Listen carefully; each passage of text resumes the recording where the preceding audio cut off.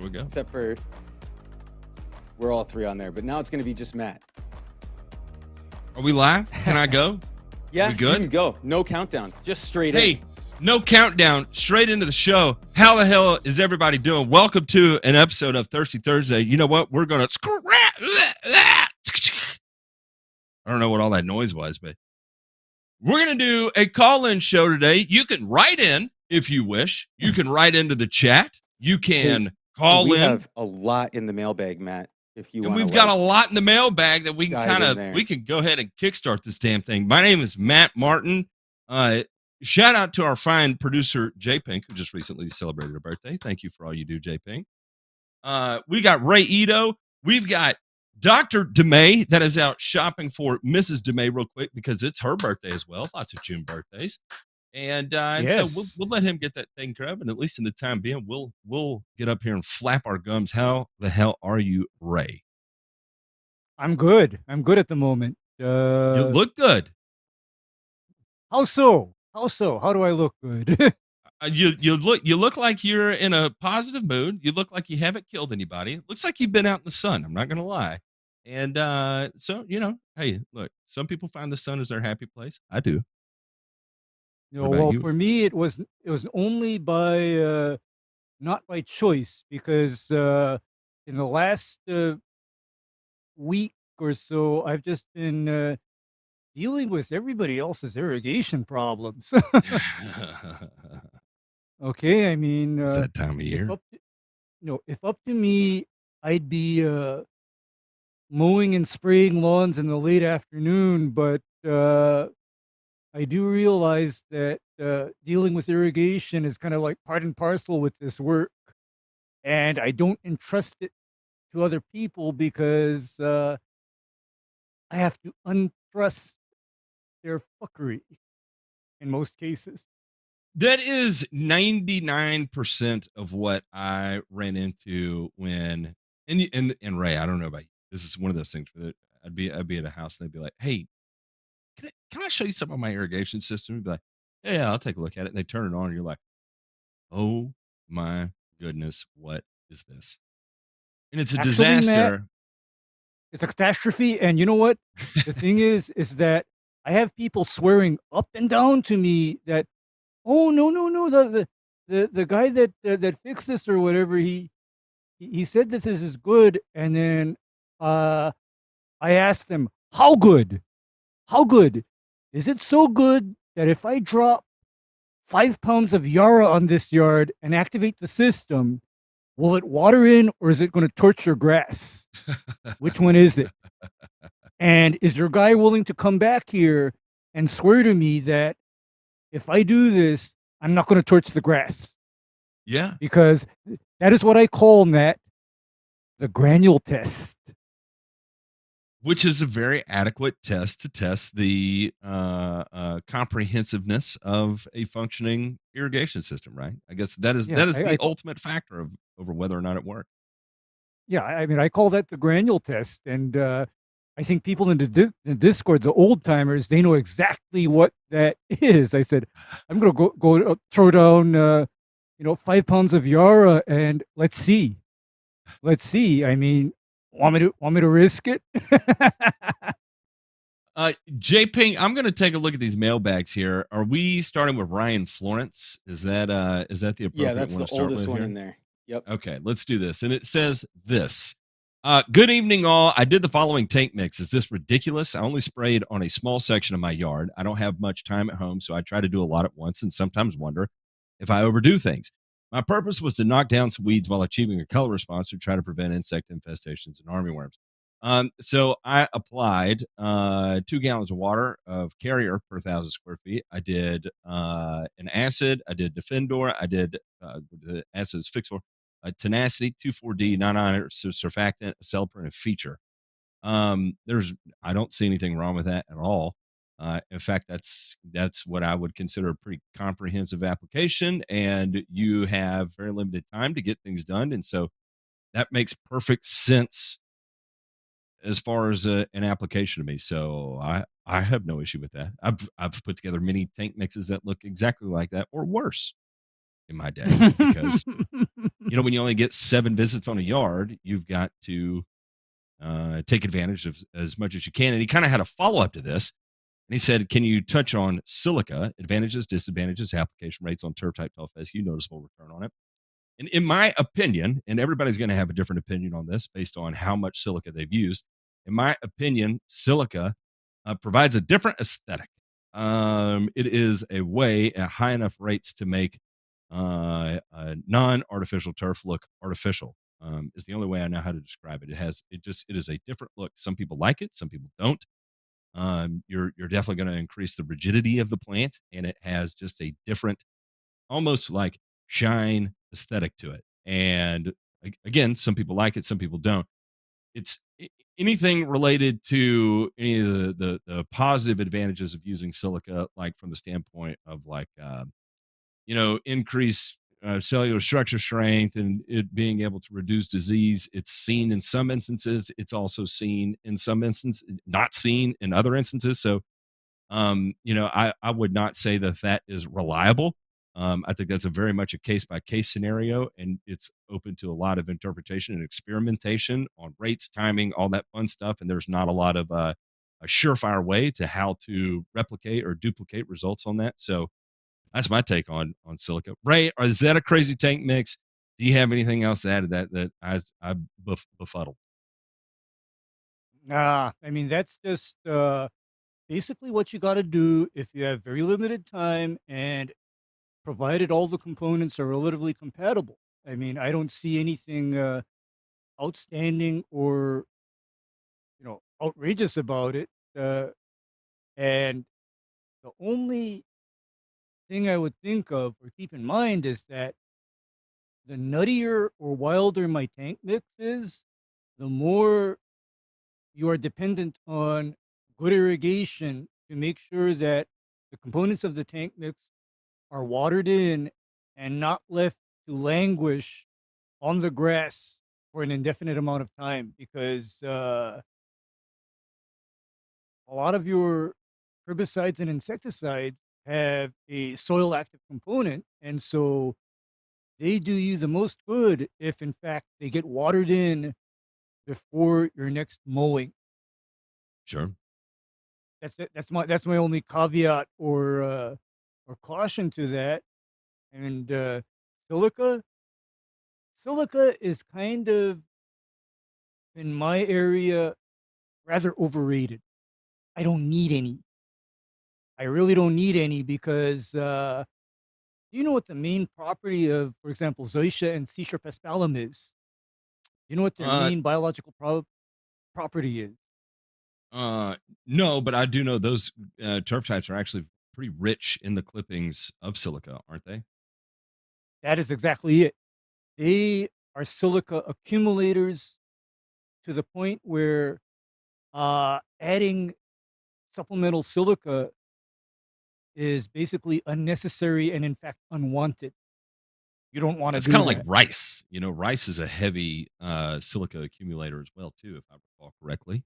Yeah, that's how rice straw is so rigid, and that's how the rice plant is able to stand the seed head upward, right? It's because of the Hmm. high silica content in those stalks. So it's a case of where you actually don't need or want it even.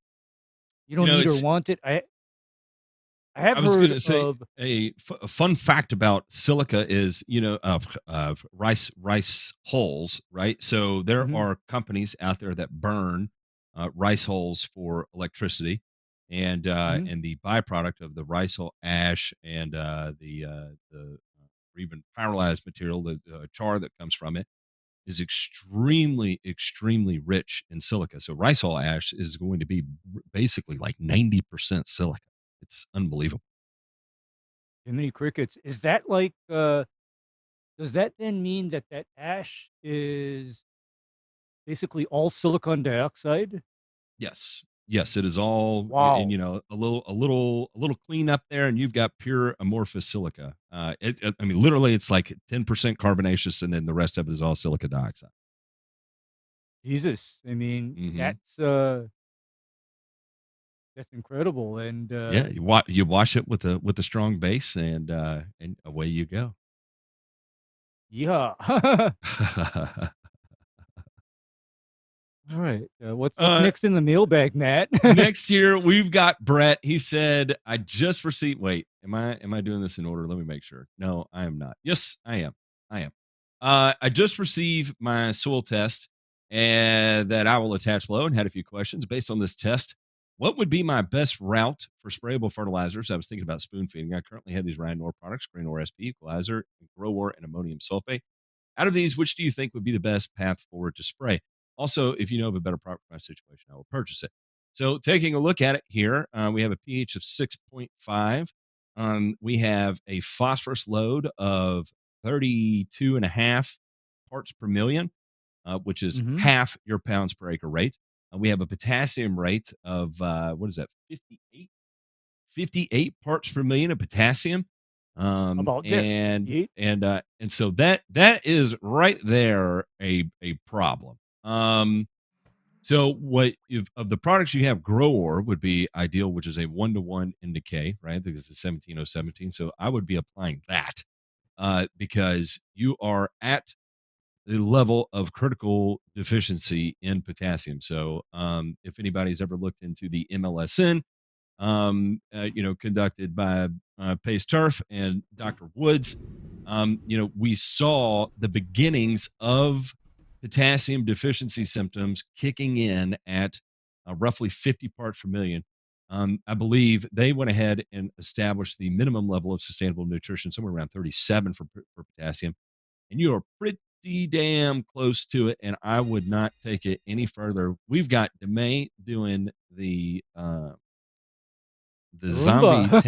taffy dance. Sorry, Taffy that dance, was me. taffy I taffy. was just he was staring I at me and know. I just couldn't take it. I know. Look at Deme down there. Hey, Ryan. Hey, I What? love you. Sorry for getting so weird on the microphone. No, I was in the car and I caught a little bit of the beginning, and all I heard about was fat bottom tank mixes, and it felt good to hear that.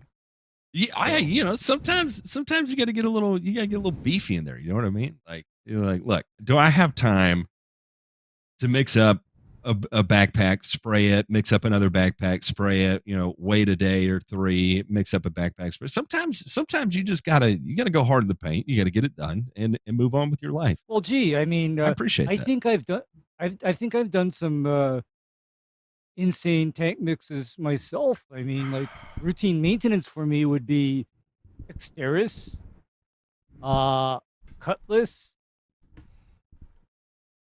Green SP, and Triple 20, and Arena.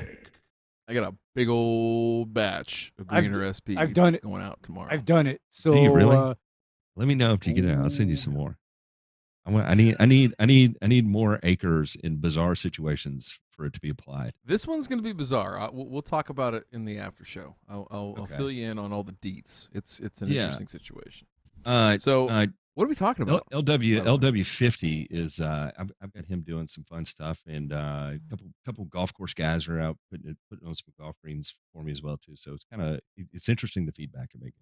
I'll kind of leave it at that. We'll talk about it in the after show.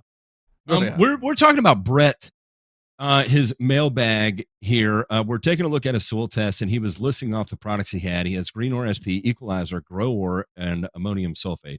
Out of these, which would you think would be the best path forward to spray? So I recommend a Grower. 17017 is kind of like your general purpose. And then, if you're doing any seed establishment this fall, Equalizer would be a good pace for you there.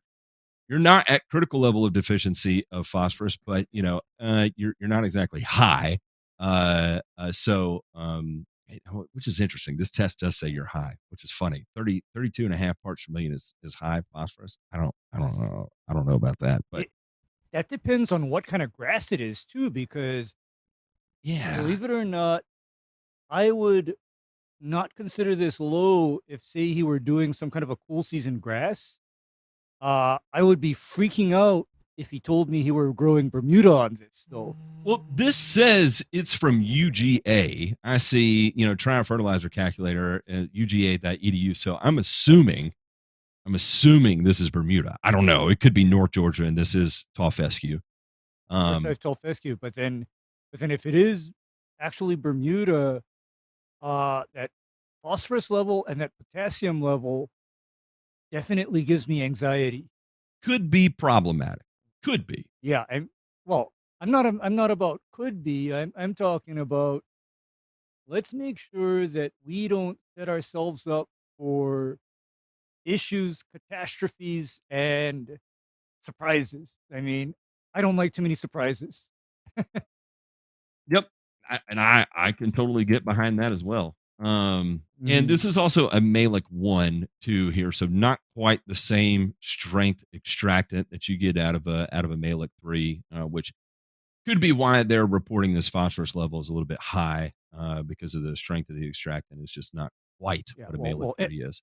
yeah, M1 is a little bit less aggressive, but the good part about M1 is that I think M1 is also better at high pH soils because that acid doesn't then leach out more phosphorus than is actually available. The gold standard, if you're dealing with high calcium soils, is of course Olson.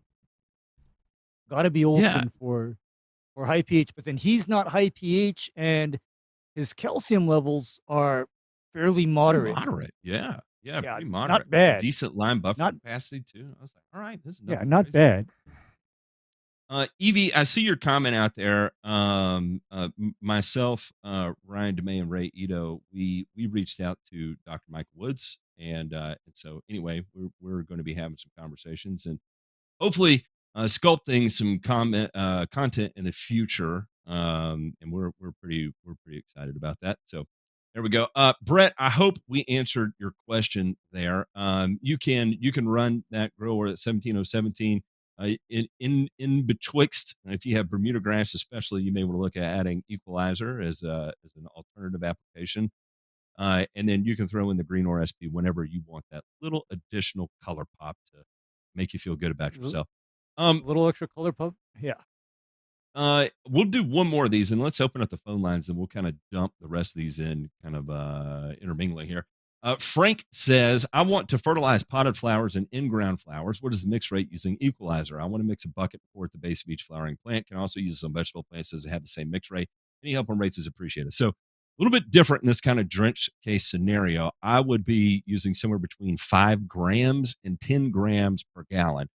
And really, what you're looking for is your EC rate. And if you want to get real nerdy, that is the electrical conductivity of your water. You want to kind of monitor that salt index as you water at the base of this. So, between 5 and 10 grams, you're going to be somewhere between a 1 and a 2 on your EC.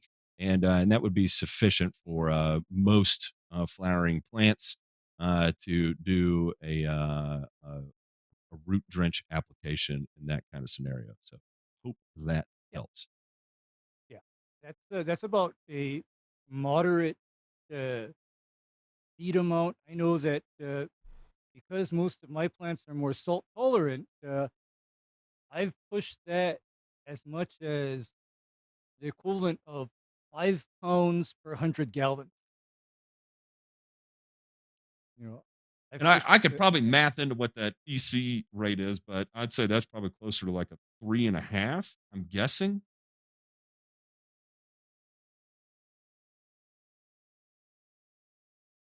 I don't know. Because objective is for me to apply like the equivalent of, for example, a pound of dry per 1,000 square foot in sufficient water to prevent burning.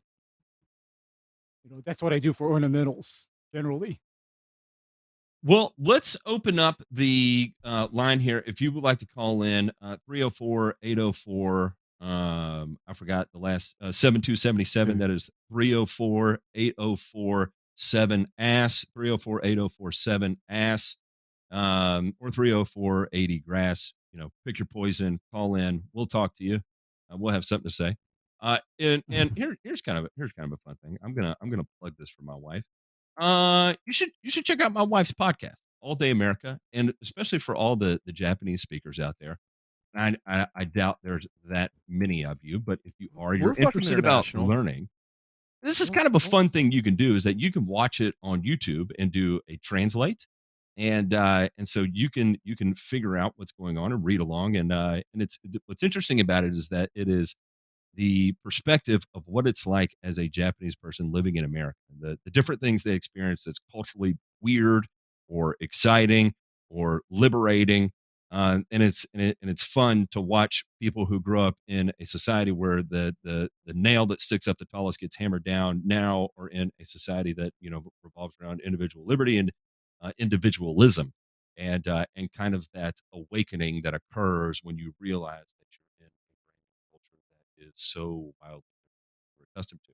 And so if you want to support them, you can do so for free and just go over there and play a listen. You can listen on Spotify, Apple Podcasts, Google Podcasts, all that fun stuff. Or if you want to shoot them a tip, you can do that too. What's it called? What's it called again? All Day Wait on America. everybody. You can go to alldayamerica.com. Look at that. Look at that. What I want to see now. Listen, I know that you and your wife especially are all about content. Now I know that you're not there at this point in your life yet. But at some point, when the kids are grown, I want you to move back with her to Japan for just a year, and I want to hear all day SEC from a Mississippi-born, Tennessee-educated dude in Japan. Wow, that would be some content. So, hey, DeMay, I don't know if you dig real deep into the YouTube, you'll see a 4-video series I did when I was over there for a month. And actually, that trip I was only there for 2 weeks. But I went for a month the first time. I went for a month the second time, and then I went for 2 weeks the third time. And I would get up. I had real bad jet lag, right? Because it's literally the opposite time, right? Mm-hmm. And so I was over there, and I'd go walk the town at 5 o'clock in the morning. It was so weird because the sun at 5 o'clock in the morning was up, right? And so I just go walk around, get lost, look at all the different plants, all the different grasses. Look how happy he is. Oh yeah, man. And I'm hungover as hell, right? Because my father-in-law is like, "Oh yeah, we're drinking more." Feeding you stuff. Oh yeah, it's just terrible. But it's funny because we're on like the same in the same kind of growing zone, right? And so you see so many of the same plants, and but it's weird the way, like, even on public property over there, the way it's maintained to such strict, tight regulations compared to how you see shit growing along the side of the road here. It's really bizarre. There's a whole different kind of level there. But when you're 6'4" in Japan and the doorways are only 6 foot, you bang your head a lot. And we need the fiber artist to draw that as a T-shirt, J Pink. Look at that. Yeah, yeah. Wearing my Connor Ward shirt too. There we go. Look at that. Man, on Rebel himself. Alldayamerica.com. Go there. Seriously. Seriously. Listen to it. Put it on translate, and it is very, very interesting. These are the kind of deep conversations I have with my wife, right? And so it's fun to hear her have these publicly, and also to hear the perspective of 2 other people that have contrasting personalities, my wife, and how they experience things a little bit differently too. And perspective is always a good thing. It is, and if anything, it makes me appreciate the diversity in my household. It makes me appreciate life in America, and it makes me appreciate the time I have gotten to spend in Japan, and have family there as well too that I love just so incredibly much. And so good stuff. 304-804-7277, 304-804-7277. There's 304-80 grass. Feel free to call in. We'll talk to you. Nobody's calling in right now. Is everybody scared? I don't think anybody. No. Am I projecting this kind of mood I'm in? Is it coming off? Am I cranked up a little bit? People last week. I laid it down for everybody last week. I spoke. I broke the third wall, and I looked right at them, and I said, "Listen, your shit sucks right now. We all know it. And just because you're sitting on YouTube in your garage recording that video for 10 minutes and telling us all what to do without showing your lawn doesn't mean that everything's all hunky-dory. So you need somebody like us to lean on in times like these. Caller, you are live. Well, good evening, gentlemen. Well, My hello there. beautiful, big, red-headed, bearded bastard. What are you doing? And I'm not talking Man, about you he's this getting time, buddy. good. He's getting good. Wow. He's Listen, actually he's working at Six Flags in Atlanta on the weekends, guessing ages and weights on the Midway. It's I just a mean, gift. I'm blown It's a away. gift. I'm It's a blown gift. away. That is amazing. You know how many fucking big pandas they've had to give away because of this asshole right here? He sucked his first 2 weeks, but he got good. He got real good. He was going through like every wrestling roster and like UFC roster trying to pick out ages and weights. So I digress. Jason, how are you tonight? I'm doing good. Doing good. I'm calling in for some advice. We'll sure as hell try. As Matt knows, I killed my backyard. I put the soul sucker all around it like 6 times at least. It kept coming back. No matter how much I put on it, I just felt like I was just poisoning the ground at one point. I decided I couldn't do the seed, and I went with Tiff Tuff. And it's all sodded back there. Super happy. But Yeah. I want to know, like, what do you guys think about a watering schedule for new Tiff Tuff first? What would you guys recommend? Wait, trailer. Hang on. Back up. You did what in your backyard? I was aware up to the point where you killed everything, and then I know you had a wild hair up your ass, and then did you say you sodded with Tiff Tuff? That was never part of the game plan, was it? It wasn't. But I have a friend that's what he does for a living. They do football fields and golf courses and everything else. Is his name Ryan DeMay? No, actually it's not. I got Tiff Tuff for 40 cents a square foot, so I was just Pretty like, good. dude, just come do it. Okay. Life short, sod. Yeah. Exactly. And I was like, man, this is one of my questions. So I actually wrote down my questions for you guys. Okay. Well, one of the problems that I have is nutsedge. Like nutsedge, it's the freaking the devil of this earth. It's Like, So? I would spray everything out, and the freaking nutsedge would come back, and I'm like, why? So, you know what What you are you do? spraying your nutsedge with first? Glyphosate. That's why. Oh, That's no! why. That is why do it that. comes back. That is why Can't it do comes that. back because I have a modification on Soul Stealer that is especially for instances where there is going to be Bermuda or Zoysia sod placed over it. And that modification is max rate monument plus glyphosate. Oh, the That mix. is- See, I didn't even think to mix them together. Glyphosate you see- just doesn't have the umph, Jason. It is just not there. And so Okay. somebody commented and said dismiss, and I would argue that even dismiss does not have the umph. Monument. No, it does. Monument does. And here's why, is because, you know, when somebody tells me that they have epic, freaky, crazy, uncontrollable nutsedge, do you know what I can surmise? They probably are dealing with my bestest friend ever. And you know what that bestest friend ever is? Purple nutsedge. What's that? Oh, Purple nutsedge. Okay? Because purple nutsedge is the nutsedge that acts like a zombie weed, and out of the two, purple nutsedge is the most resistant to being killed, because even if you were to drop sulfentrazone on it, the sulfentrazone will just make the leaves crispy the first time, but it'll be back. However, if you drop 15 gram per acre of monument on that purple nutsedge, aloha. Okay. And I have to tell y'all about my nutsedge. Like, not even just in my backyard, but like I'm at work, right? And I'm walking around, and we have this area that's just a cleachy base. And I'm like walking around, and I'm like, there's freaking nutsedge growing in this cleachy rock. I'm like, how? Mhm. There's no moisture. There's nothing here, and this crap is growing here. And I'm Carrots. like, Easy. I'm just a never-ending carrot battle. species. Easy, because I seen nutsedge growing in the darndest places, like in the cracks of sidewalks. Yep. Okay, Yeah. Yep. I see it growing through rock beds that are made out of crushed coral.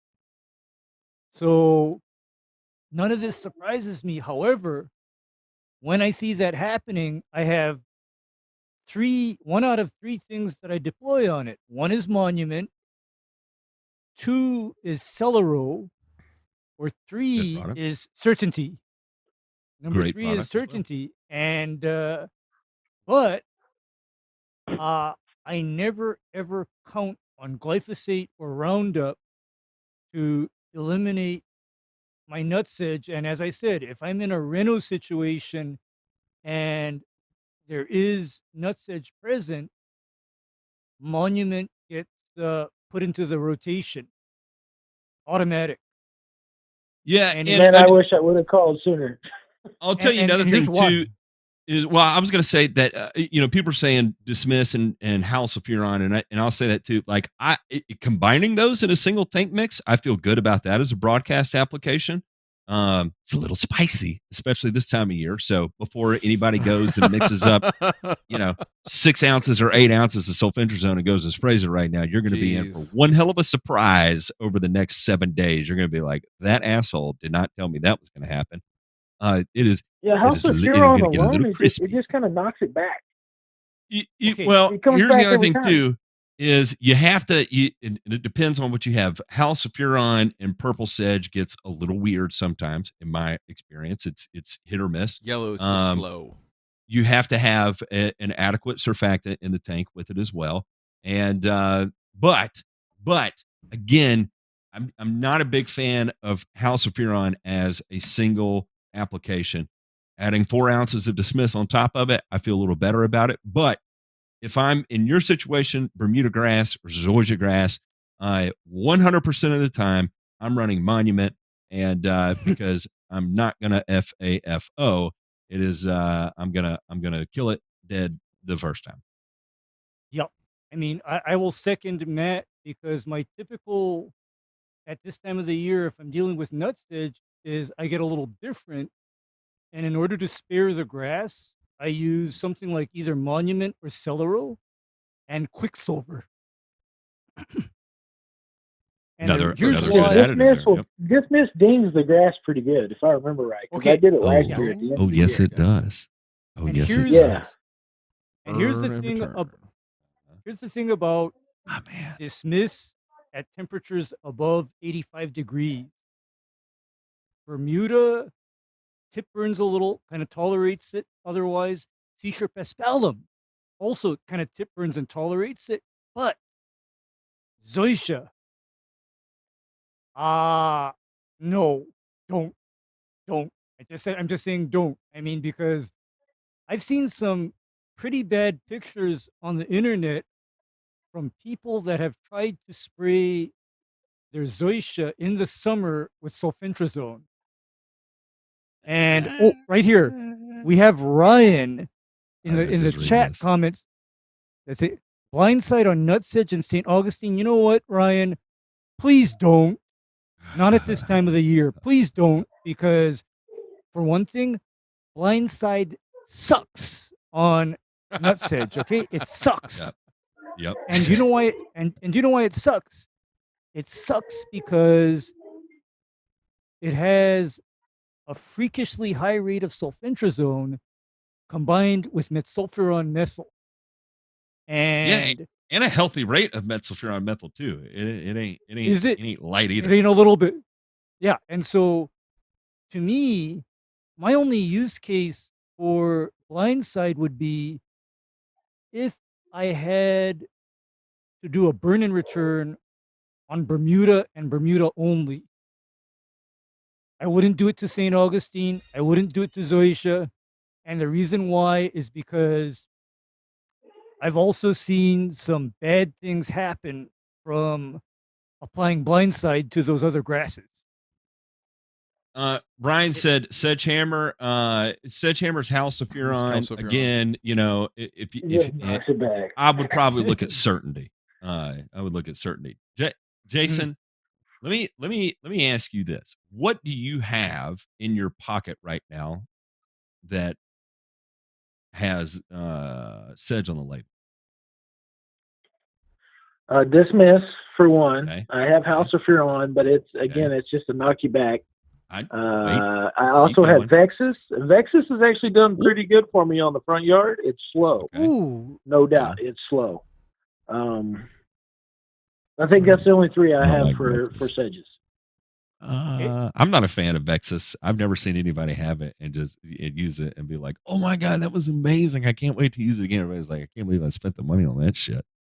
It's slow. Like it's slow. Combining your House of Furon and Dismiss with what those two products you have on hand, I would go for it. And if you're spraying areas with actual turf grass, just understand you are going to cause some discoloration. Make sure your Bermuda is well irrigated and juiced up, fertilized appropriately as well too. If you're screaming with nitrogen deficiency and dry as absolute hell, you're only going to create more problems for yourself. So just accept the discoloration and know that it's going to recover in 2 weeks, and then it'll be like nothing ever happened. And by the way, Steve, go ahead, Rick. At this time of the year, all you need as your kicker with your halosulfuron would be no more than the equivalent of 4 ounces per acre. In fact, come to think of it, Matt, I have never applied more than 4 ounces per acre of sulfentrazone. I just never had any good reason to do so. Yeah, I haven't had any good reason to do so. And even at that 4 ounces per acre, I've done things that make the FMC guys look at me twice. I was picturing. Go ahead. Because I want to know, Demay. I want to know. You can't do that to me. I'm picturing Tommy Samples coming out to you and say, "Hey, Matt, how'd you turn that grass there, Tennessee orange? How'd you do that? Because can you tell me, because typically what I do is that paint. Did you use paint? Yeah.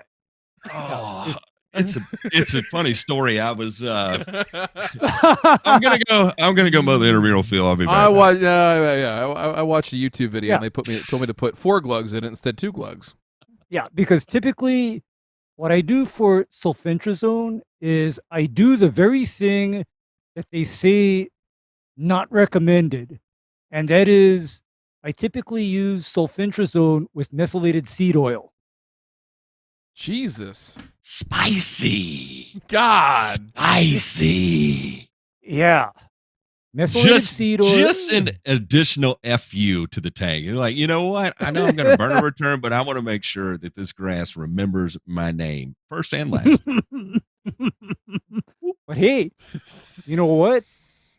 What I get out of that is 1 week later, all the nutsedge and the broadleaf weeds are crispy, absolutely crispy.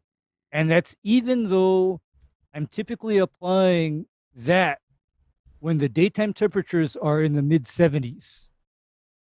I'm only doing this during the cooler part of the year. Yeah, that's not happening. I stopped doing that kind of stuff right now because it's working on being 90. Are you nervous yet, Jason? Are we instilling confidence in you, or are you getting weirded out? It's always good to talk to you guys. You have tons of knowledge, and I've ventured down this road. Y'all have helped me out so much. So it's good stuff. I know just Dismiss alone dings the turf. I know that. I'm just yes. Mixing the two, it's like, I'm going to wait a little bit because, man, last week we were like 105. It was friggin' hot. And I know you're a shift guy, right? You're a shift guy. And so, here's the thing is that it may be 105, during the peak day. And hopefully y'all are seeing a little bit cooler weather now. This week, yes. then hey, if you're home and it's 82, it's 87, man, let her fly, dude. Let her fly. Send it, because what I typically do is, because of the potentially phytotoxic nature of a lot of my applications, my preferred spray time is literally between 4 and 6 p.m. because that's when the sun is starting That's to go normally when down I here. put my fert out. It's that's basically 6 o'clock to 8. That's when I put my fert down. Because that's when the sun is not out. And on the other hand, I think hard about doing anything spicy in the middle of the day. I think hard about it because, the thing about where I'm at is I am close to the equator. So the sun is intense here. Even though the temperatures are not that high, the sun is still intense. So I just have to be a little bit mindful and not be dumb so that I don't have thousands of square feet of grass just turn into dirt. I'm okay with having the weeds get crispy. I'm okay with some tip burn, but I don't want to take it to the point where it's dirt. So, yeah. And as far as what Matt is telling you about the halosulfuron and dismiss, that would be my other, candidate as far as nutsedge eradication. That would be my candidate because did you know that the two complement each other? Because what sulfentrazone or dismiss does is, imagine sulfentrazone opening up the leaves of the weed so that whatever else you're applying goes into that weed even more than it otherwise would. And that's why I would, like I said, I don't think, I'm only putting in 4 ounces. That is plenty. That is plenty. That is plenty. That's plenty to do what I have in mind, because typically I have sulfentrazone or dismiss combined with monument, celero, or certainty, or this other one called imazaquin. But here's a caution. It's a kicker, right? That's what I know Matt calls it, a kicker. You put a kicker in a kicker. Tank. However, that's like when you've had 12 beers and you go shoot a couple shots of tequila. It's the kicker, man. Oh, my man gets it. However, let me give you a little caution on image or imazaquin. That is not something that I do on recently laid sod. On the other hand, I have no issues applying monument, halosulfuron, or certainty to recently laid sod. I mean, that wouldn't upset me or concern me at all. In fact, the earliest I've ever sprayed sodded Zoysia or Bermuda for nutsedge, literally 2 weeks after it was laid. God, I'd say probably somewhere in there. Yeah, 2 weeks. I've done it. I don't know. It may have been. I've done it. No, I don't know. I'm going to do a little FAFO for you guys because I've got sprigged Bermuda, and I'll do. So I'm not going to do it wholesale. I'm not going to do it wholesale, but I'll throw 4 ounces to dismiss in there when the time comes. Go for it. When we get to about go for it, Ryan. 5-6 weeks. Go for it, Ryan. I'll wait till because 6 weeks. Remember what I told you about what I do to recently sprigged Bermuda or Zoysia, Ryan? Remember that one? Revolver, Celsius, Certainty, and Quicksilver. Yeah, so Revolver, Certainty, and so crabgrass, nutsedge, broadleaf weeds, and goosegrass. All go bye-bye. All go bye-bye. So what do you guys think like about water? Like literally new sod. I'm running it 4 hours, 6 minutes of zone right now. Every 4 hours, 6 minutes of zone, at least for 2 weeks. What do y'all think about that? That's about right. Probably like that's about right. That's about right. All I right. mean, Cool, that I'm going to makes me say, feel I'm better. going to say, go peel the sod up and look, right. So number one, To I'm see if looking it's to see if moist, it's right? well, to see if it's Yeah, make tacking sure in, to see if it's dry underneath, right, or if it's wet, or if it's like sopping ass wet. You know, if it's Ray's prom date under there. It's just What? right. You need just right. Yeah. I need it to be just Wet like the ocean, Honey, did you bring a change of clothes because you left a stain on my front seat, and that's Yeah, not you see, that's not gonna work. I want it to be I didn't wear the Depends because I'm going to pee myself, Ray. no. I want it to be just You know what I right, mean? like the fried green tomato lady. Okay, I want it to be just right. There. Yes. I don't think you. I think you have to. I think you have to bring something extra from Site One or Helena to maneuver that. Maybe some MSO. Is there enough ever tried? turfus on planet Earth to clean up that? Brady, Turf we're jokes pulling off are the the tarp. worst jokes. Oh, Ray left. He was so. Oh man. Ray had Well, enough. Jason, All thanks for right, calling in, man. Jason, yeah. Do you have any other questions before we get off here?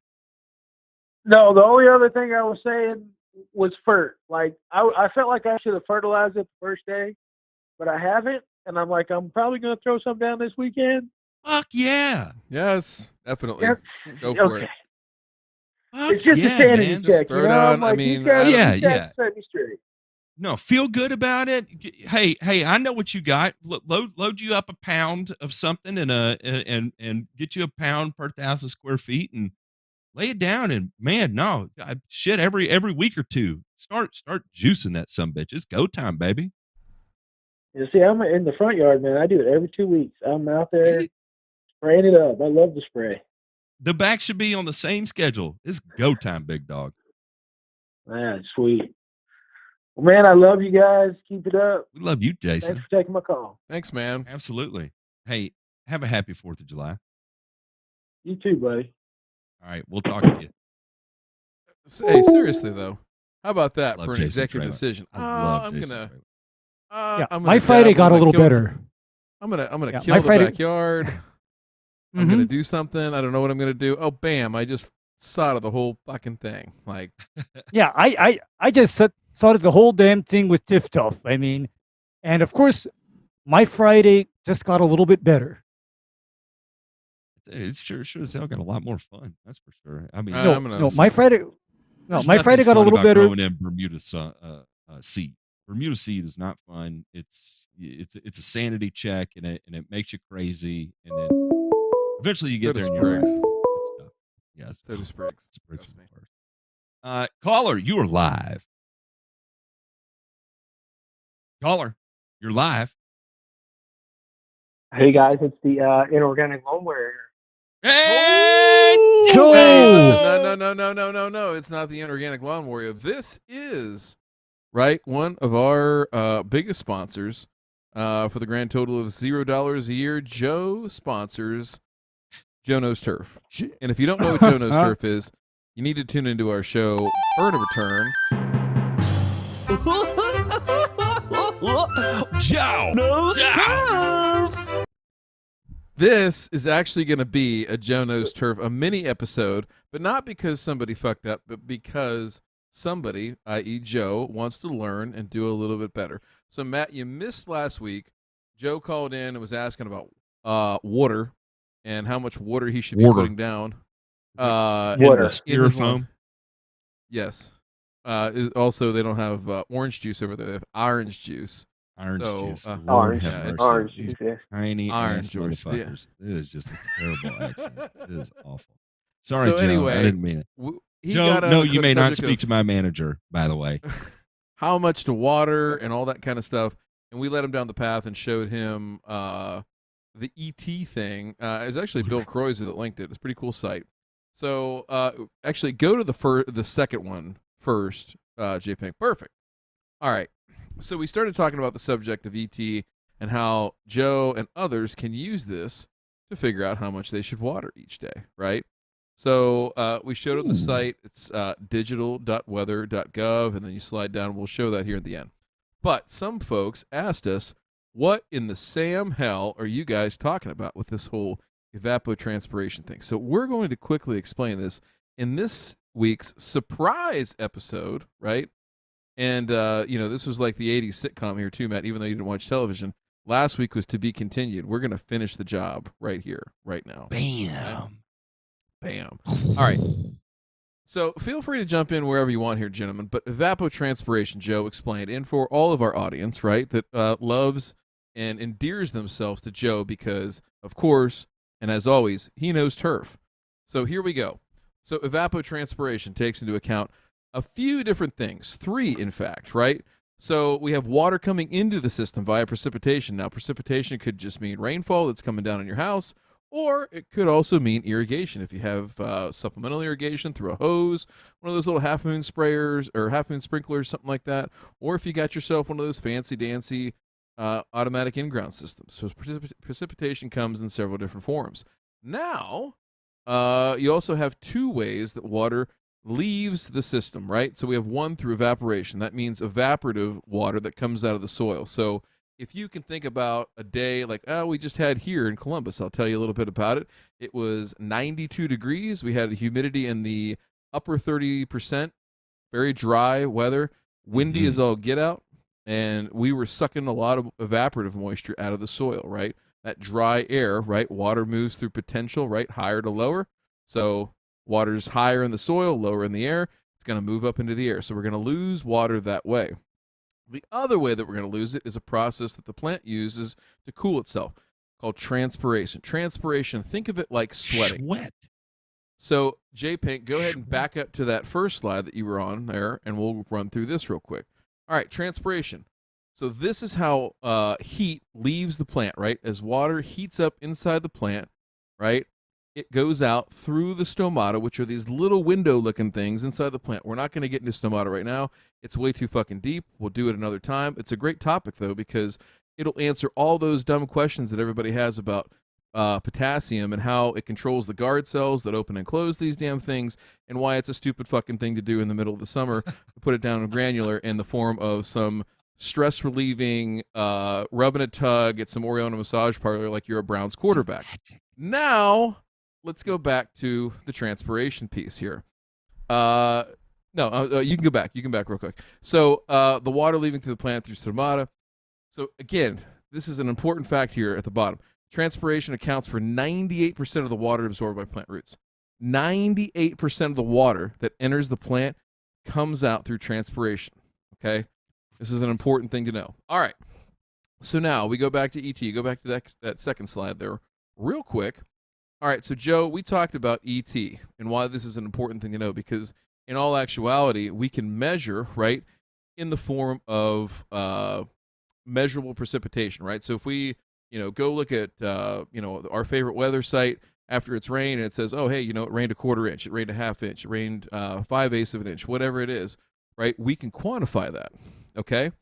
So in this case, right, from the standpoint of ET, we can do the same. So we can figure out what our deficit is based on how much water has left the soil through evaporative heating, right, and also through transpiration of the plant. And we can reference that based on a precipitation rate. So we can, for instance, today say that we've lost, right? Jeez, J-Pink, don't send me that while I'm reading. Anyway, this is why we can do things like this. Now, J-Pink, do you have? Oh, yes, you do. Go ahead and click the. Do you have stigmata? Yeah, I mean, there we go. Stomata. Yeah. Okay. So this is Joe's daily reference ET, right? So this is the information he is pulling down from the digital.weather.gov site, which we'll show you here in just a minute. So basically, what this is saying is that on Sunday the 27th, he lost 0.16 inches of water, right? So between transpiration and the evaporative heating out of the soil, he is losing 0.16 inches, right, of precipitable water. 0.21, 0.21, 0.19. So that gives him a total so far, running total this week of 0.77. Now, you're probably going to ask and say, well, hey, 0.77 inches, that's a lot of water to put down. Well, here's what we know from a absolute shit ton of research that's gone into turf, and particularly on cool season, and starting to be a lot more on warm season now too, just because of water use regulations and things like that. More concerns about water use in turf grass on both the warm season and cool season side. We know for a fact that turf, in many cases, especially in cool season, can survive and be extremely healthy, right? Almost as healthy as they can ever be at 80% of that total amount of ET, right? So Joe has gone ahead and done the math here real quick through the handy-dandy wizardry of his Excel skills, spelled with a Z, by the way. And he has told us that 80% of that total is 0.62. So this whole idea that, hey, I need 1 inch of water a week, this is sort of extrapolated from people that say, well, hey, I've got 7 days and I'm going to lose about, somewhere between 1/10 and 2/10 of an inch of water each and every day. And that gets me to, about an inch. So if you're watering based on some mythical number or some arbitrary number, it's probably bullshit. Again, just like, stress relief in a bag is bullshit. So you can take this, right, and use it as a tool. So, JPink, if you would please go over to digital.weather.gov, and we'll show folks how to get there. Look at that. He already had it ready like an absolute fucking boss. So there's this little drop down here. And you're not. You can slide it all the way down here to the bottom to water resources, and I believe there is a way that you can zoom in. Look at this. He's zooming in. It's basically on the areola of the United States, which is Philadelphia. We don't know where the nipple is, but you'll have to figure that out later for yourself because we can't talk about that on the show. And then it'll give you reference points. So 0.26 out here in northeast of Philly, 0.29 down there at the airport, which is in probably the shittiest part of Philadelphia. And, there's different points right around there. So you get the point. Use that that sheet. And Joe, I'm not sure where you got that from. Can you fill people in of where you got that from? I don't even know where the hell that came from. Or did you just make it? I just made it myself. You made it yourself. Would you be so kind as to let folks share that, or maybe we can find a better one? But yeah, that's a nice one. Are you pulling that data down somehow? Let me just take off a couple personal locations, and then are you APIing the data in there, or are you manually entering? Nah, manually. I don't have time right now to do anything. I'm pretty busy at work right now, so this is like me, putting this together real quick. I see your TikToks come across my thing sometimes. I don't know. Have you slowed down on the TikToks? I apologize. I haven't been paying attention. No, I have actually. I'm taking a little bit of a break. Oh, Lord have mercy. Everybody got so mad at Joe, he didn't know what to do, so he took a breather. I hear you. We all do it from time to time.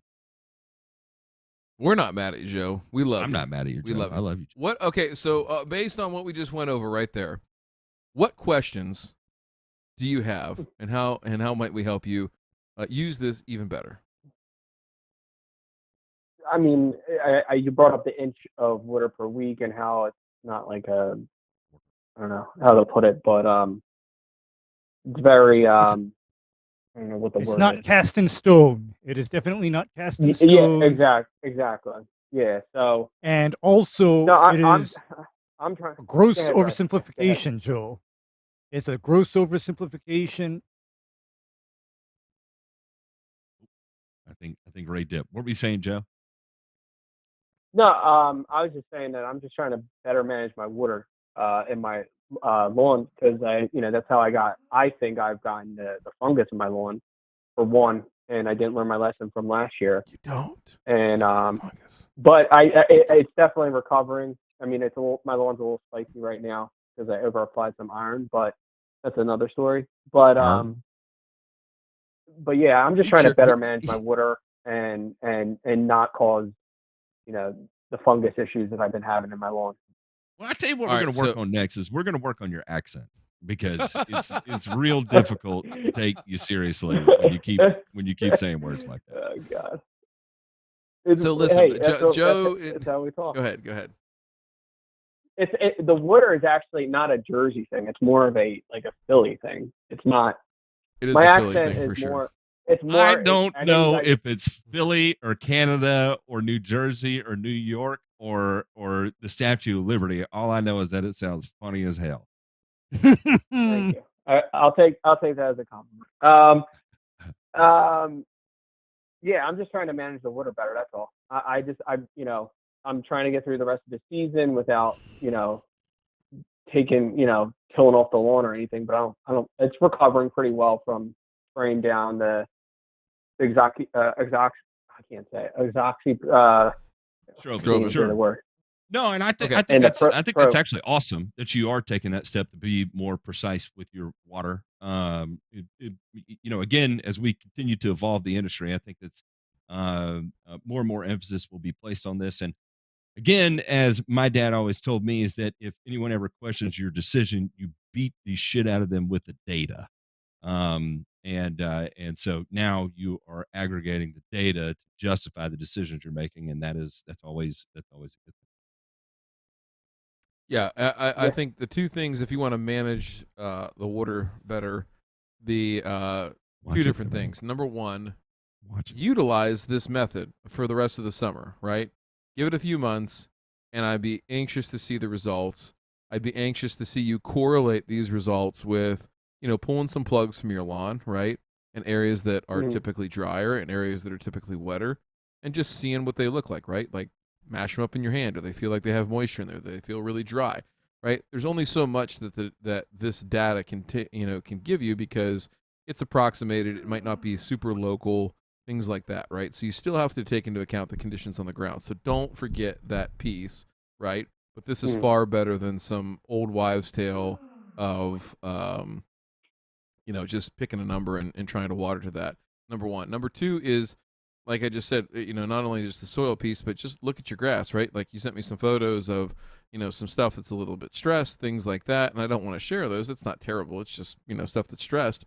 But instead of watering the entire lawn, like, pick up a hose with a nozzle on it and go out there and water those spots. Like, that's all that needs it, right? Yeah. So use your eyes, use your sense of touch, right? And use those Excel wizardry skills. And let's see you manage the water a little bit better, right?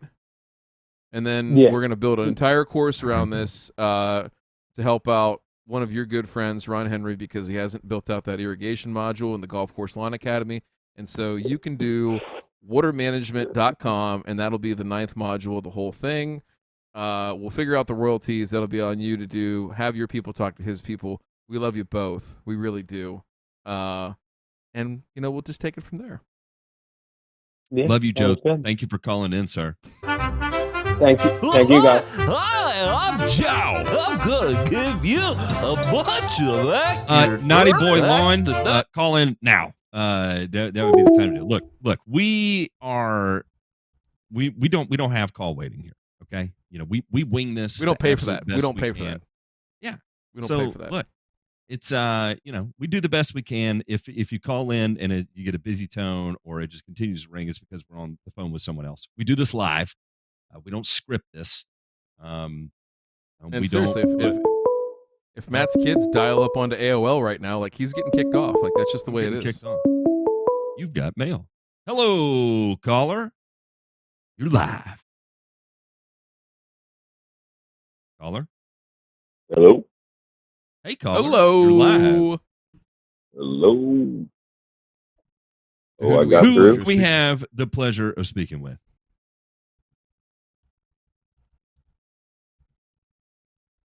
You made it through. Who's on the phone? Is this Naughty Boy Lawn? Who is this? Hello? He was there. He was there. Oh, he's there. Oh, you're there. Who do we have the pleasure of speaking with? You there? Yes. Oh, Can you hear us? Oh, I got through. Holy shit. All right. Is this Naughty Boy Lawn? Is this Naughty Boy Lawn? Yeah, man. Hey, yeah, sorry. We don't have call waiting. My name's actually Jason.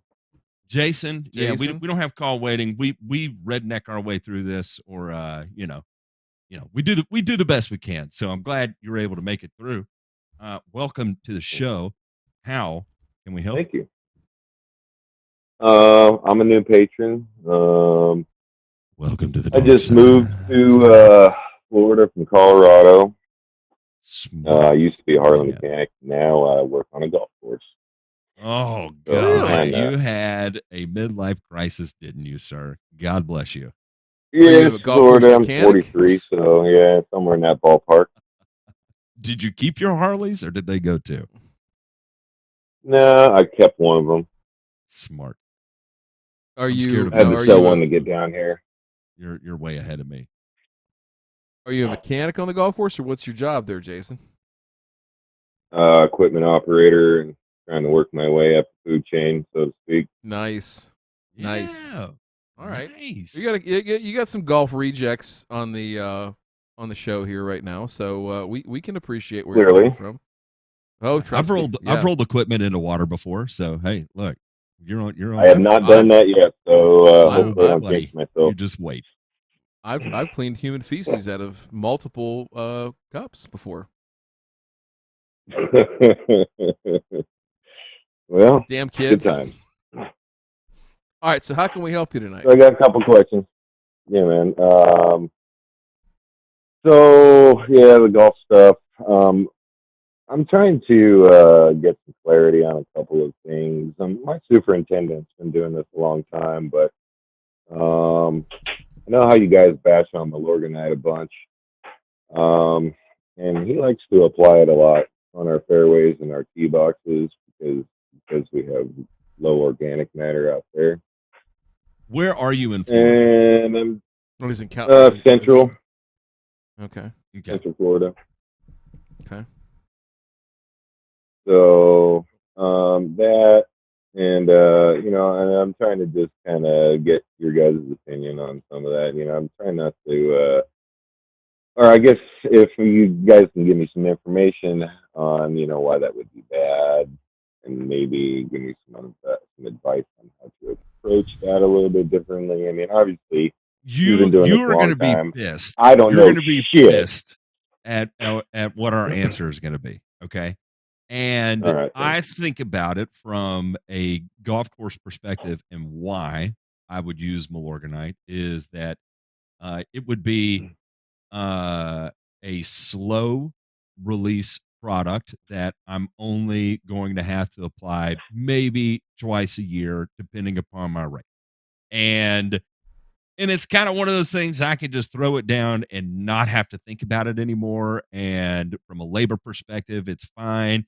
If it does help hold a little bit of water in the short term because I'm on some nasty ass sand that is just perking water crazy fast, then that's just another advantage, right? So it's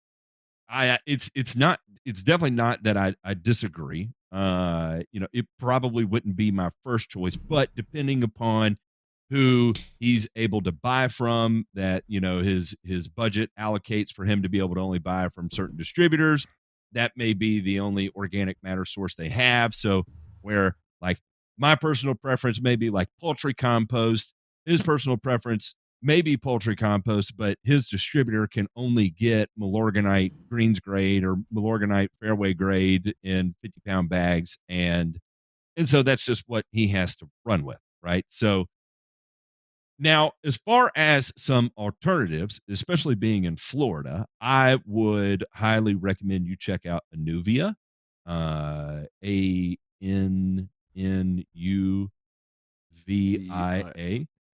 And I believe Harrell's is going to be the distributor there. And if you're a golf course, chances are you have an account with Harrell's. Higher analysis, the nitrogen to phosphorus ratio makes way more sense, especially being in Florida. You've got a fairly decent organic matter load in it, not as high as Milorganite because you've got a metric shitload more ammonium sulfate in it than you do Milorganite. Milorganite has none. So it's not all organic matter. It does have a synthetic chemical component to it, but it is you're utilizing the organic matter to manipulate the release of the ammonium sulfate, thus extending the duration out of it. And being as close as you are to the manufacturer of it there is is I would say you'd be able to get that pretty affordably, way more affordably than you could Milorganite, and be equally as happy, in my opinion.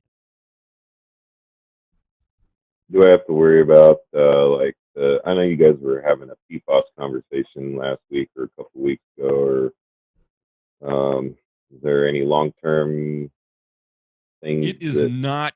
I have not need to be seen thought about? Anuvia publicly state anything about it. Now, I know that they were using municipal waste sewage sludge from Disney. However, I think they have changed their business model and they're using food waste now instead of sewage sludge. So it used to be all excrement, feces, right? But now I think they're literally taking food scraps and hydrolyzing the food scraps and then homogenizing that with AMS.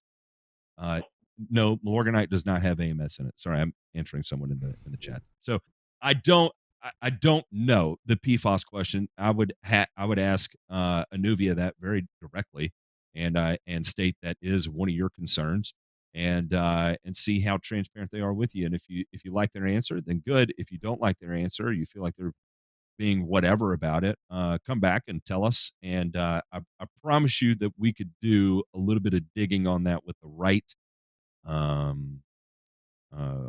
There is, we could probably figure it out with the right kind of pressure. Okay.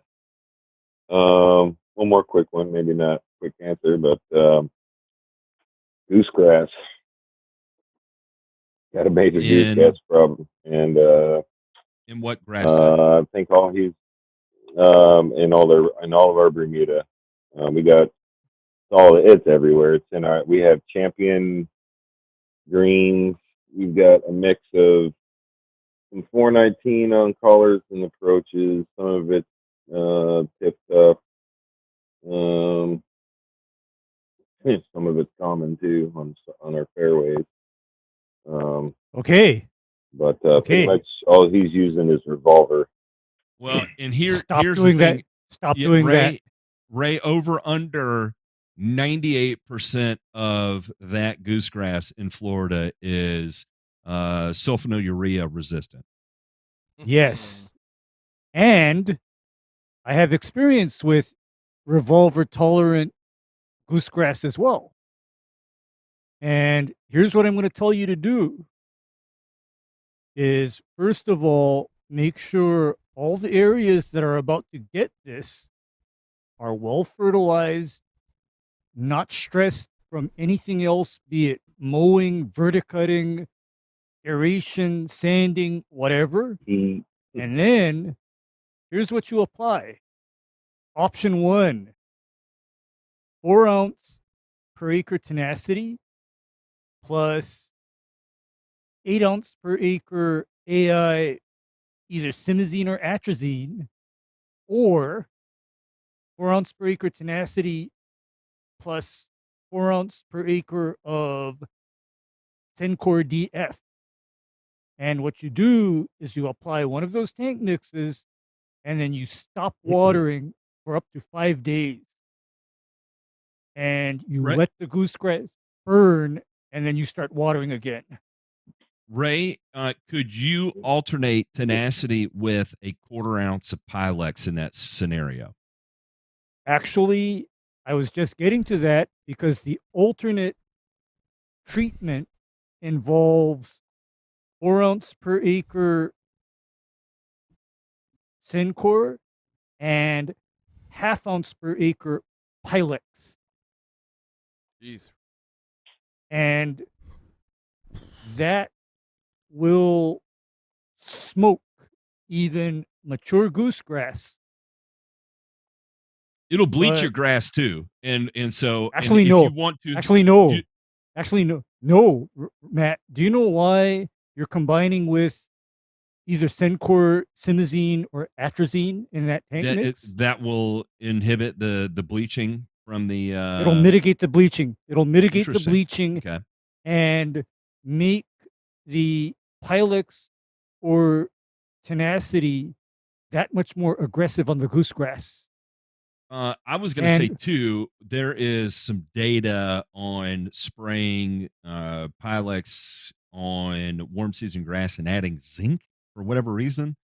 It will Zinc- help mitigate some of that color Zinc- loss a little bit better than ironwood, for instance. Yeah, zinc or manganese. And oh, by the way, this whole thing with the Tenacity plus Sencor or Pilex and Sencor was largely figured out right here in Hawaii. But ow. Because we had to figure something out for all of the goose grass that has turned perennial and was resisting even a 1 ounce per gallon spot spray of Revolver. I think Hawaii's weed pressure scared the absolute shit out of Jim Brosnan, and that's why he started this holy crusade on weed resistance. And good for him because he's. Did you know that for a year, Jim Brosnan was at the University of Hawaii? Oh hell yeah! Yeah, he was there for a year, and then unceremoniously, poor Jim just said, "Oh God, I'm out of here. I'm going to UT."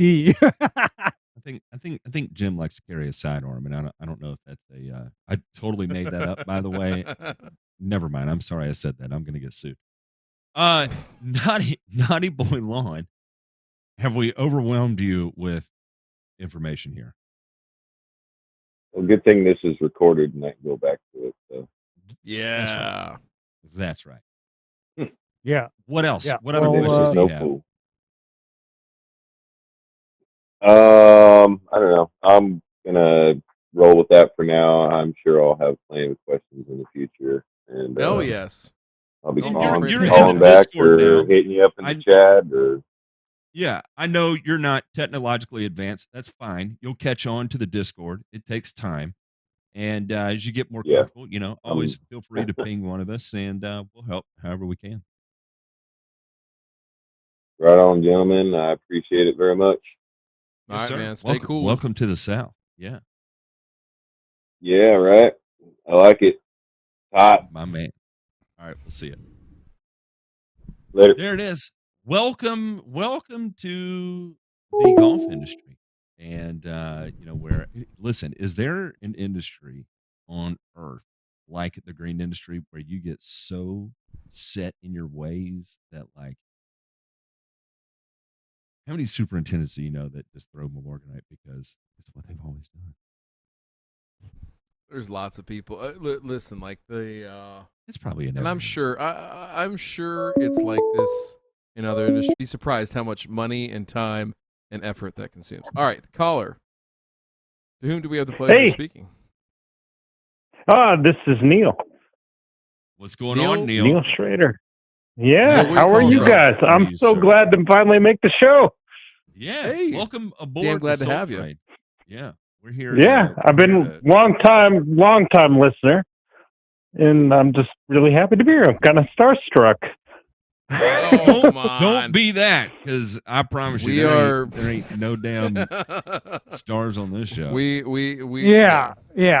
You're about me. You're my. Nothing special about me. Sir, down the tequila. You have drank too much. If you think we all put our pants on the same way. We all look two different ways to make sure nobody sees us when we scratch our ass. I mean, we're all the same. Yeah. So, all right, Neil. So, how can we help you this evening? I'm actually curious what I can do about bunny pee in my yard. I know it's a simple thing, but let me tell you a story. My backyard, I got 2 big dogs. I've had 3 big dogs. Where one pees, all 3 of them have to pee because, whatever. No pee stains. Nothing that kills it. But the bunnies that come into my yard pee all the time, and then they kill it. So I'm wondering what's different from my front yard to the backyard. Any woods or anything like that surrounding the home or in the neighborhood? Anything like that? No, not really. I mean, I got 2 aspen trees on the backyard, and there's a big tree on my neighbor's. but not my house. There's no trees in the front yard. It gets mostly sun all day. Same with the back, but Interesting. I they have get watered no, the same.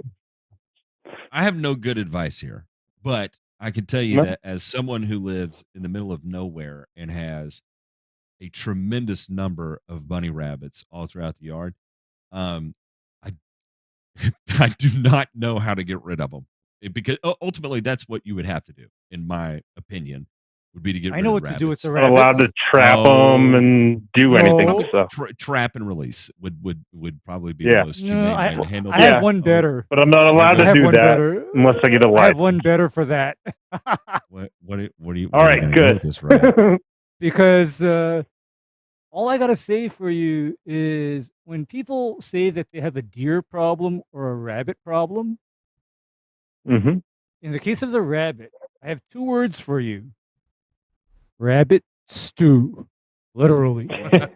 My goodness. I wish I could do that. Gosh, I wish I could do that. I mean, No. listen, I would eat listen. it. Every I would eat.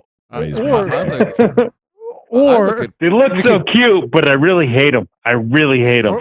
and in the case of the deer, my standard answer for that involves peppercorns, bacon, and a rosemary sprig. Okay. That's it. Just saying. Well, that would make it taste delicious. But, you know, because other than that, I'm kind of out of ideas as to why the bunny pea, causes a problem. Yeah, that is I do know interesting. that, but I do know. I'm only assuming they come in the night and they just sit Mhm. there. So literally my Mhm. whole front yard, I can find rabbit poop everywhere. I mean, it's everywhere. Yeah. I'm like, people like claim like, no, you don't have a rabbit problem. We've never seen a rabbit on your yard. I'm like, there's rabbit poop everywhere on my yard. And it only hits certain spots, but it pronounces as, the summer goes on and it gets hot and it's always Mhm. dry here in Colorado. So Interesting Oh. here. J Pink just shared a bottle of Coyote urine, and I don't know, maybe used as a cover scent here. It says may chase rabbits, voles, or mice from gardens, yards. okay. Right. I don't know. Because Pretty interesting. Never Well, thought I of that. followed the John Perry advice and I sprayed pepper spray on it multiple times. It actually Sure. jammed my sprayer. I was like, oh, that was a little too thick. But yeah, nothing really seems to get rid of them. The darn little things like to come there. So I have no idea. So and actually, I was just I'd be very hoping you caref- guys would have a great answer. No. and I'd be very careful because you Yeah. got dogs, right? You got dogs, and Yeah, so in the I'd be very- backyard. In the backyard. The rabbits can't get in the backyard. So yeah, or if they because did, they'd be a dead dog, dead bunny, and I'd be okay with dead that. bunny. But then let's just say that in the case of animals, in general, I do have something that deters them from areas, but the problem is that I don't think your dogs would even like it very much. Okay. And Well, I'm not going to spray in the backyard or no, put it but- down in the well, backyard. Would it bother them from because- like 100 feet away? no, probably not. And what it involves is hot peppers, yellow mustard. I mean, actually, yellow hot English mustard, and black pepper. Very precise. Okay. Yeah, Yeah. and black it is. pepper. I'm getting and notes of that, persimmon in it too. right. Mm. But anyway, So I I need an know is English that- mustard and black pepper and then just hot peppers, which I grow a bunch of peppers. So I have tons of peppers at my disposal. So yeah, and not an English and- pepper, but yeah, well, English mustard is that yellow powder where you normally you put that on things like I think beef or ham, and it's just it'll wake you up to put it nicely. yeah. Okay. Yeah, but then- Oh, J- that's good. and to to give you a lot of confidence here, Jason Gonzalez says he's tried it. He's tried all of this crap. None of it works. So you're literally entering a wormhole of wormholes here. I figured it was, but I figured if anybody had the answer, you three guys would know the answer. So you got to spray it every time it rains or every time you irrigate. But I've had good luck with the garlic. This is some BS one from Home Depot, but look for garlic extract. That's what I've had good luck with. I've tried that. I tried the deer and fence, which is just basically fermented garlic. Yep. Mm-hmm. Sprayed that. I've done a bunch of stuff, and I even did the John Perry super hot sauce because I have a bunch of that. And I was like, I'll try my hottest sauce. And Sandy's sauce doesn't even touch this. We'll do this. Yeah, it didn't do anything. So I think. Go ahead. I was just gonna say I think we need to do a live trap, and I think that each pea spot will translate into 4 new keychains for sale at the local farmers market. They're good luck too. Yes. I just call that a bowl of rabbit stew. And 4 keychains. Yeah, I would eat definitely. That, that's apparently good luck as well. Evie said my neighbor does have the license, so I'll probably bring him over and be like, trap all these bunnies. Mm-hmm. Even though it might be thousands, who knows? Bunnies like to reproduce. Yeah, they do. They're at least not producing on my yard. Maybe. Have you tried a motion activated sprinkler? Evie mentioned. I haven't only because if I ever hook something up to the sprinkler, it might drip or whatever. And I'm pretty conscious about water. Here in Colorado, we don't have water. So I'm always on water restrictions. So I haven't tried it, but that might be an option. I've tried the sound ones. Those don't work. Stab those in my yard that just put out a ultrasonic sound that they supposedly hate. I have no idea. Didn't work worth crap. They're just sitting right in front of it, and you just hear it going off. And I'm like, yeah, that doesn't work. Someone else also mentioned a hawk. I don't know if you're a bird tamer, but a hawk maybe of. Well, I don't have a hawk, but there are a bunch of hawks in the neighborhood. Maybe I just got to lure one in. Be like, can you just perch in front of my yard? That would be great. Wave around a spoonful of Jif, and maybe it'll come land on your shoulder. Like peanut butter Jif? I made that up. I'm lying. Okay. I was just gonna say, I didn't know that brought in hawks, but I'm willing to try it. I'm willing to try anything at this point. Honey, the neighbor is out there waving around a spoonful of Jif at the birds again. Can you call 911? This is getting out of hand. Yeah, they already know I'm crazy. I've sprayed and done a bunch of stuff in the lawn. They're like, what's that guy doing?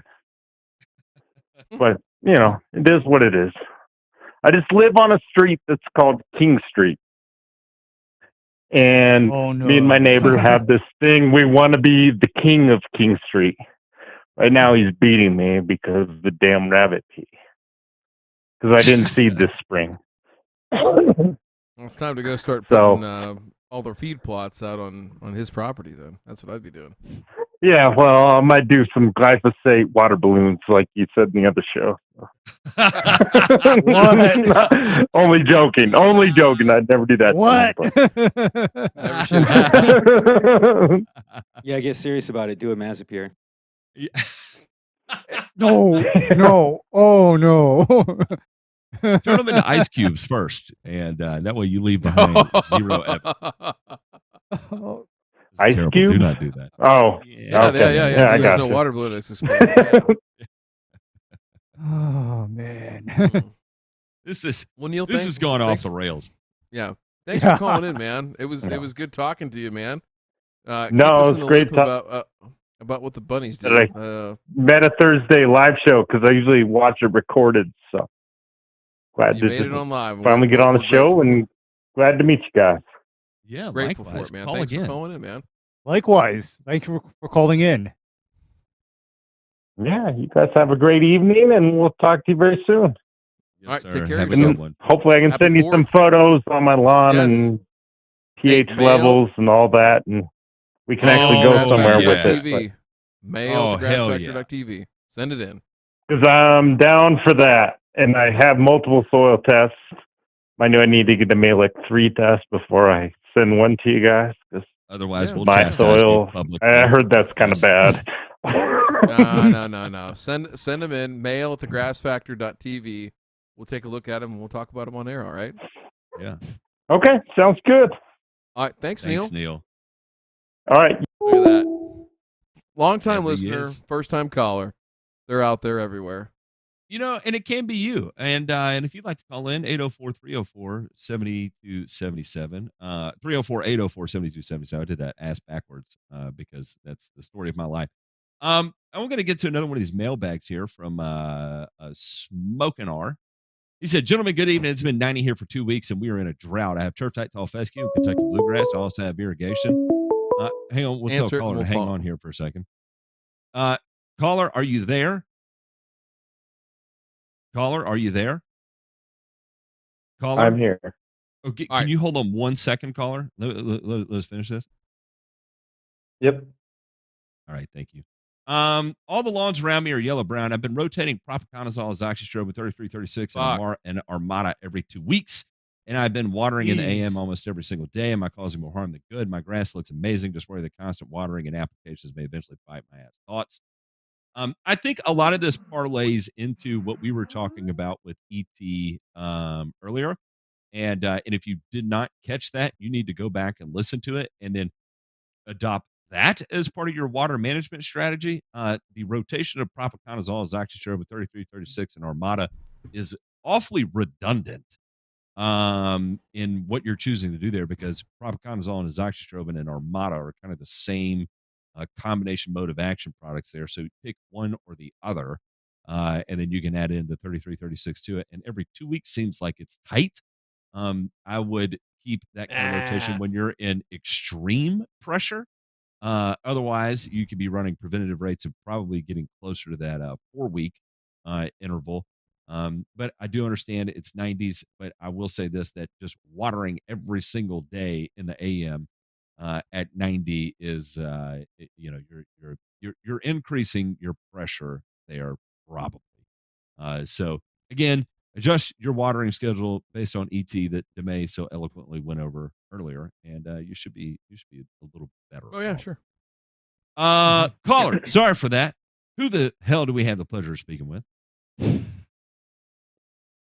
Good evening, gentlemen. Another first-time caller, long-time listener here. Yes. From the great state Ohio. Oh, I know who this is. Oh, Do you have any idea, Ryan? This is Brady. All right, so listen. This is. Brady. Shit. Listen, this guy went. He a sneak attack. He went down and visited Matt. I've been Yes, up he to did. Brady's. I've been down to Brady's place. Now, Brady, the only thing you have left to do is to go out to Hawaii and visit Ray. So you got goals. you got goals. Oh here. shit! I was thinking. Give me a couple months here, and then we'll see if we can scrap up some money to hit that plane. This was no shit. Yeah, maybe if Army Worms come back this year, that'll be the Hawaii fund. But like no shit. I was thinking about you today, and I was like, man, I should text and call him and see what the hell is going on up there. So all right, how's everything going? For those of you that don't know, Brady will be a good guest someday. He's a busy guy, so it's hard to pin him down. Yeah, if I can find time. I was gonna say on a Thursday night. Brady is one of those guys that has his own Fert and Squirt business, but he also has a day job, and I have no idea how he gets it all done. Number one, number two, the dude's all about quality. I've seen it, and I've seen his approach. It is not the big box bullshit that you might get from some of those other folks, Matt and Ray. The people that will send you a pretty postcard, but won't call you the day after that they spray you. You ever have that, Matt? Somebody that won't call you the day after they spray you. It's a longing feeling. It's a feeling that you're not wanted. I always you were feel used. like they're hanging outside my door, and I'm like, please go. It's like Neil's rabbit situation, you know. It is, and you know what? The I think the problem, the real problem here is that you didn't try to invite them in the house and pay them while you were naked, and clearly you've messed up, and you've not done good things in your life. All right, I digress. Brady, what's going on, man? What can we talk to you about? I was just calling in, and I want to say thank you to the three of you guys that are helping me out in the last I want to say probably 2 years now. So nothing really concerning to talk about. Just figured I'd call in real quick. I finally was able to get a little bit of time and catch the show live. That's awesome. I mean, dude. Seriously. Like I said, being busy, I even helped the family out with 1,200 acres of farm. So, jeez, Look, I don't know how you do it, man. Let me talk about Brady's visit to Tennessee. Yeah, please. Which I want to hear which, this.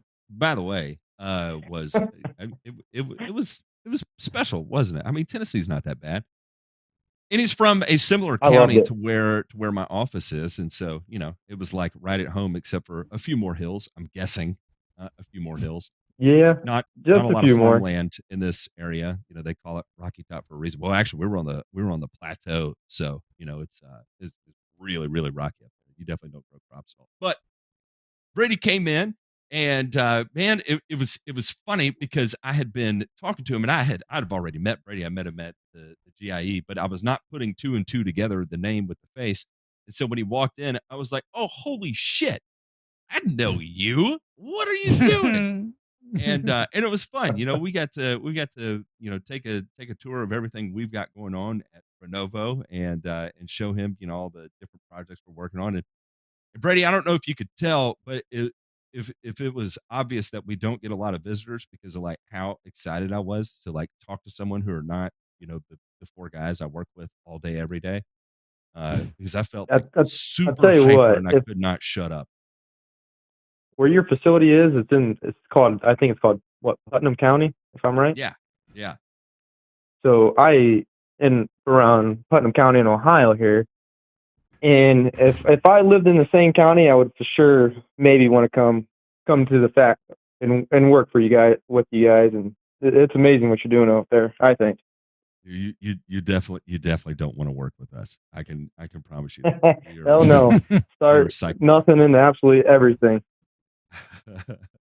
But it was a ton of fun, and it was nice to be able to break up the monotony of having to turn wrenches all day and the stupid stuff you do in manufacturing, and get to talk about grass because these days this is my escape from my day job, right? And even though I'm still in the industry, I'm on the other side of the industry. So to have you come visit was like, man, it was so exciting for me to one, to show off everything we do because of course I'm a very prideful MFer, and but also to see a familiar face in unfamiliar territory, and get to share a little bit of what we do with someone who's never seen it before. So I can't thank you enough. I definitely had to do taking the some time out of your vacation. sweet talking to my wife. We were on our way to vacation, somewhat that way. We were going to Georgia, and I'm like, you know what, Georgia, Tennessee, that's almost on the way. So, sweetheart, have you ever seen an operational fertilizer factory before? Good. Okay. We took about an hour and a half detour. Yeah. Oh, I am so sorry. It's actually there's actually a historical marker there. It's actually Cookeville's largest fertilizer factory. So yeah, it's a tourist stop. I mean, as soon as you get into the Welcome Center in Tennessee, it's like, oh yeah, you got to go to Cookeville and see Matt and the guys. Like, can you believe the assholes opened up a Borden's going to be there. Yeah, he was there. Everybody was there, and it was loud. Now listen, I want Matt Martin to tease this out because this went out to our patrons recently, right? Brady was one of the very lucky few, the 60 or so folks that came to our inaugural meetup in Louisville last year, and we're super grateful for that. Yes. But Matt, why don't you first? What we're gonna have? Well, okay. Let me do it this way, Brady. Just in your own words, this is not a setup at all, but in your own words, what was your experience like going to the live show and hanging out and whatever? Like, and if it sucked and you're like, man, DeMay is such a fucking loser, and I don't know how Ray didn't get more ass than he already got, and Matt took his shirt off again. Like, if you laid it out like that, I'd be like, yeah, that was pretty accurate. But anyway, in your own words, what was that experience like for you? It was absolutely great experience, meeting so many different people, not necessarily just from around my, east coast of America, but just the whole United States. So it was absolutely incredible. I mean, I couldn't say anything more than that. I mean, can't wait for the next one, honestly. So many ideas going through people's minds about turf and just about just the way of life they're living. Yep, and I think that's the thing is like I said at the top of the show, the beauty of this group in this show and everything about it is perspective, right? That there is always a different way to do it, not necessarily a better way or a worse way, but a different way, and it should cause you to think. And that's all that we're ever after, is that you'll never ever, well, I shouldn't say never ever, but very seldom will you hear us say that's the only way to do that. That's the only way to do that. And if we ever do, it's because we're deeply convicted about it, and we've fucked up a whole hell of a lot to figure that out. So, to that end, Matt, would you please graciously tell all of our listeners about what is to come this year in October? Yeah, so in October, and again, the way we're able to do this is we have a Patreon, right? And what we do is the money we get from that, we accumulate, and then we host these meetups, right? And so we are going to meet again. Have we determined that this is going to be in Louisville, Kentucky again? I think that's where it's trending right now. I think that's where Okay. it's trending. And so Nashville's too dangerous. Patreon.com/burn and return. Our goal was 100 patrons. We hit 100 patrons, so that means that we are going to have another fall meetup in Louisville, Kentucky this year. And let me tell you, I can't even begin to describe what that experience is like, because even though we're all from such wildly different backgrounds, right? So I think about like Kenny Cooper being there, right? And he's a union pipe fitter kind of guy with the most horrific accent you've ever heard, but just an absolute sweetheart of a human being that you can't help but love after 10 minutes of conversation. I saw Ben Mossing comment here, who came up from Texas. We had Barthoda, who was there from Colorado. I mean, literally from Colorado by way of Australia, by all means. And so the experience to be able to sit down and talk to all these people, whether they're from turfgrass backgrounds or non-turf grass backgrounds, and share your experiences while you're out in the field, share your experiences for turfgrass, and just talk about life in general, is it's unlike anything I've ever experienced before. Especially Ray and Ryan, the way they surprised me and getting to show up. That was my first time to get to meet Ray in person. And look, we're talking about Ray coming in from Hawaii. I mean, that's not an easy thing to arrange, especially when you're a solo operator. We have some breaking footage here. Breaking footage. Something special here. J Pink, can you play this real quick? Yeah. Okay. We're hanging on for him.